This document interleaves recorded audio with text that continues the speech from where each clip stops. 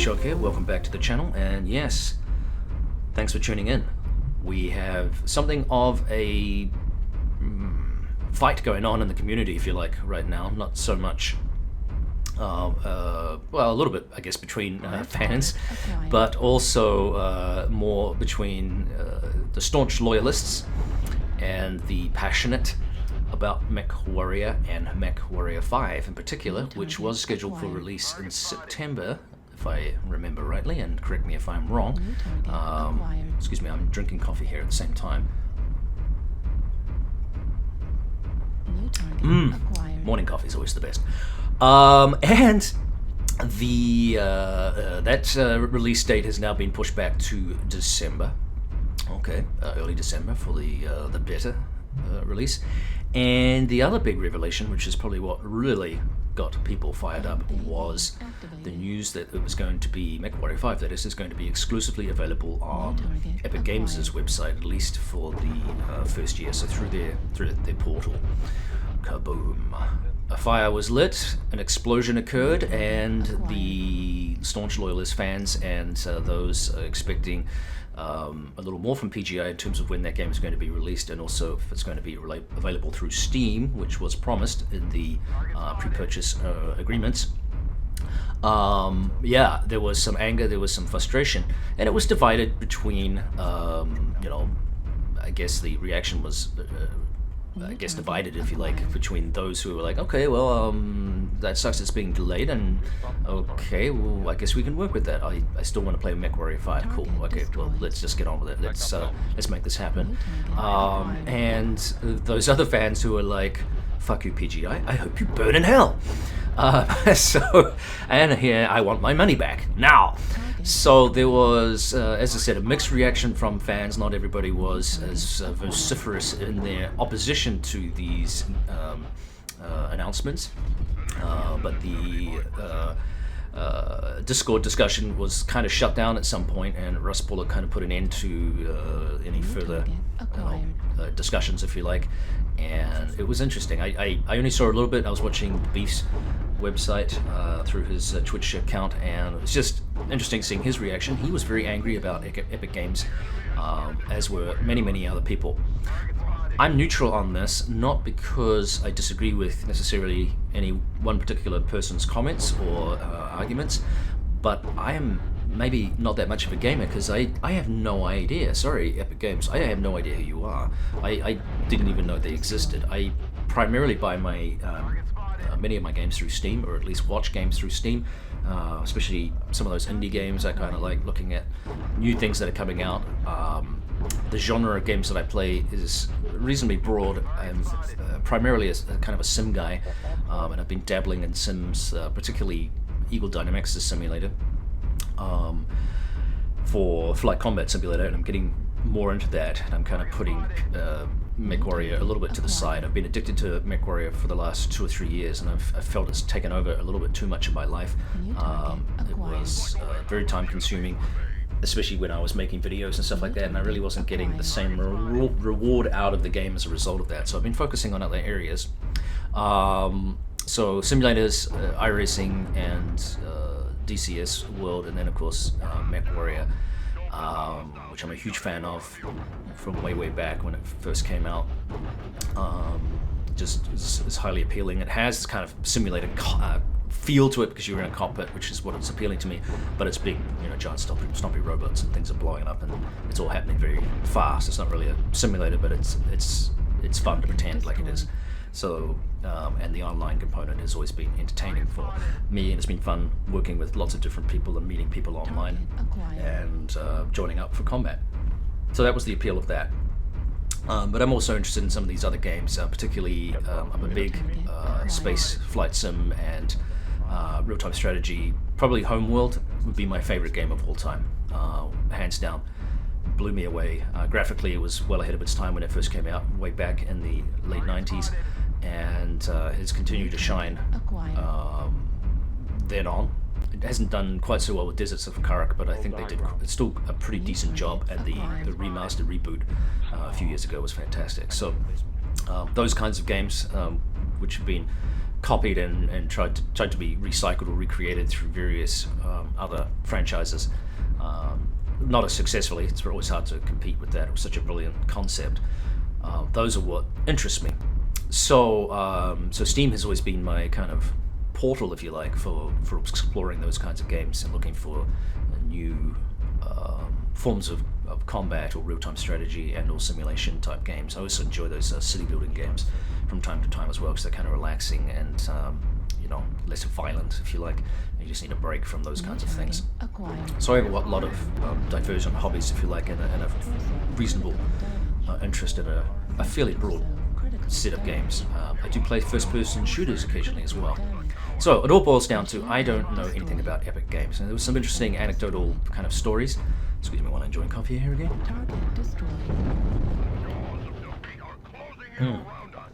That was a bigger gulp than I expected. I don't want to choke here. There were some interesting or anecdotal stories about the way in which Epic Games has been very aggressive in adopting titles, sometimes allegedly, or at least in one author's opinion, squashing the availability of some titles and buying out some of these indie titles. Just stories about perhaps the use of customer information hasn't been as honest or open as it should be. Now, I have no way of verifying any of that or validating any of those accusations. They are just one or a series of authors' opinions that I kind of looked at, and I don't want to lend any credence to that because I don't know for sure. I can't validate it, and that is that's dangerous territory. So I don't have any beef really with Epic Games. I know there are some people out there that don't like them, and so then the question becomes, why would PGI do that? If we look at any kind of business model, PGI has to be, at the end of the day, focused on their own survival. They're probably making money on MechWarrior Online. They've probably made money on MechWarrior 5 with the promise of the pre-purchase elements. And now they're probably taking a little bit of hit from that announcement, but they have also secured a pretty decent contract by the sounds of things with Epic Games. So on the flip side, as a CEO, I don't want to.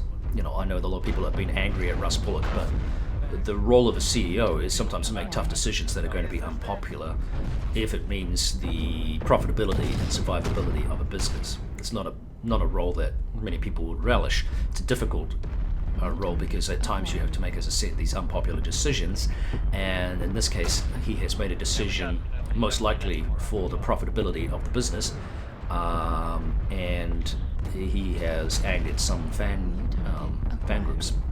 So that's unfortunate, but it's also the challenge of being in that role. You're not going to please everybody, and you have to look at the ultimate goal, which is to keep the business afloat and to make sure that it's profitable so that it can continue to do the work it does.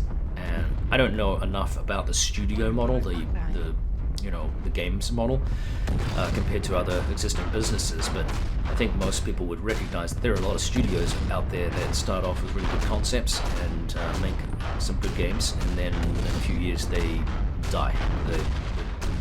They're a one-title wonder.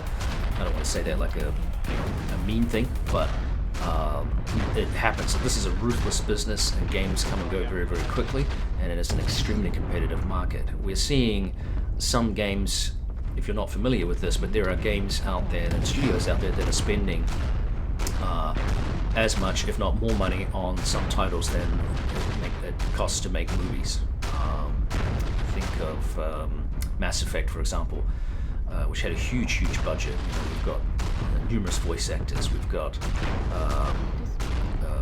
orchestras being hired to record the sound, the ambient sounds, and the soundtracks through the game as well. So it's like a movie production for a video game. That's how much money is being invested in the games industry right now. That's how much expectation people have of some of these epic titles. And at the top echelon, like Mass Effect, these very, very large games, the competition is extreme. So get it wrong, and you're going to find yourself out of business. Let's take a little pause there.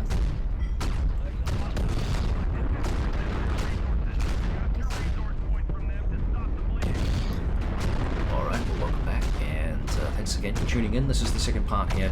So yeah, I guess we just wrap up here, and I kind of speculating as to what's going to happen. As I said before, Russ Bullock has a difficult job as a CEO, and I think that's what CEOs get paid for, is making big decisions.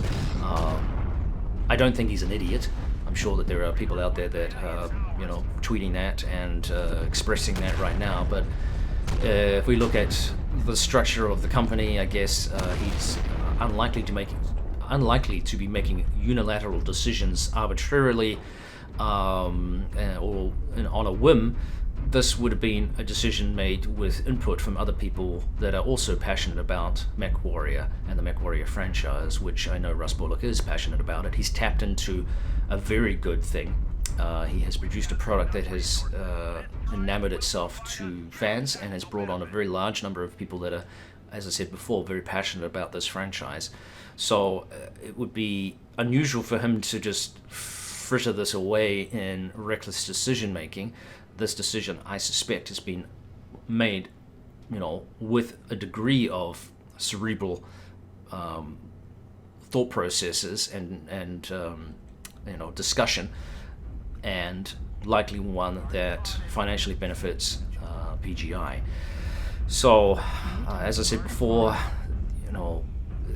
game companies that are successful have to, be cautious about the way that they operate, because if they aren't, they tend to die away. And a lot of these studios that produce games that are of a one-off nature and are unable to recap on their success or to create a product that has longevity. Right now we've got longevity in MechWarrior Online. We've been going 5 years now.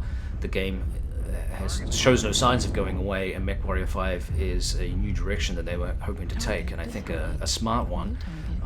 Whether this decision with Epic Games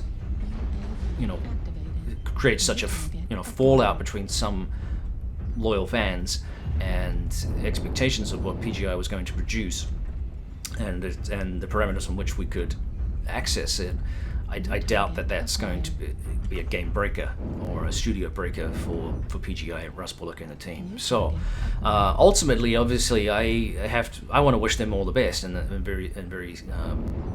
every success, because I want to stay part of this franchise. I don't want the game to go away, which we saw a hiatus for many years, and that was disappointing, and it was wonderful to see it finally back.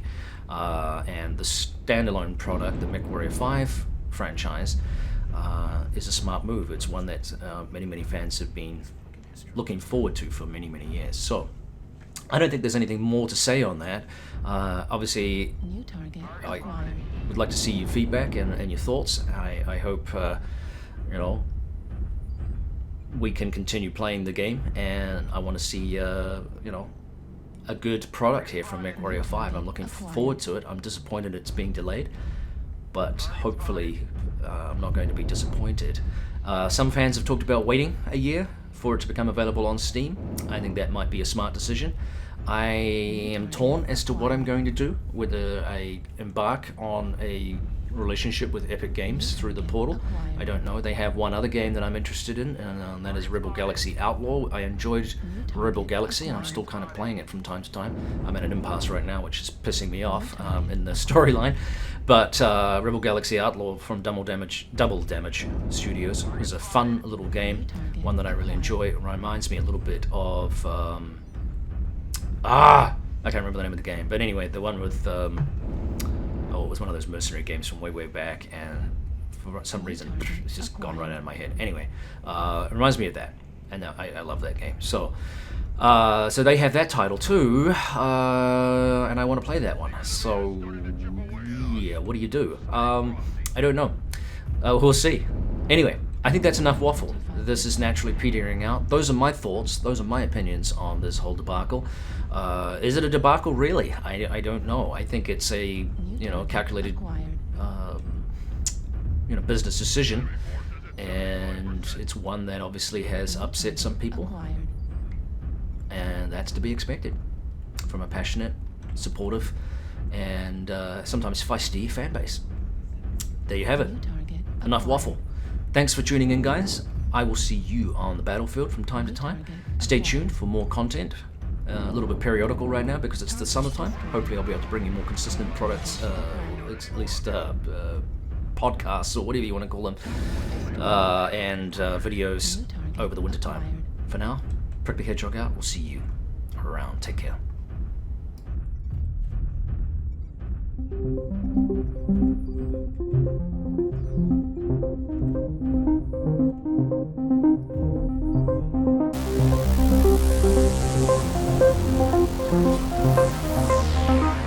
Thank you.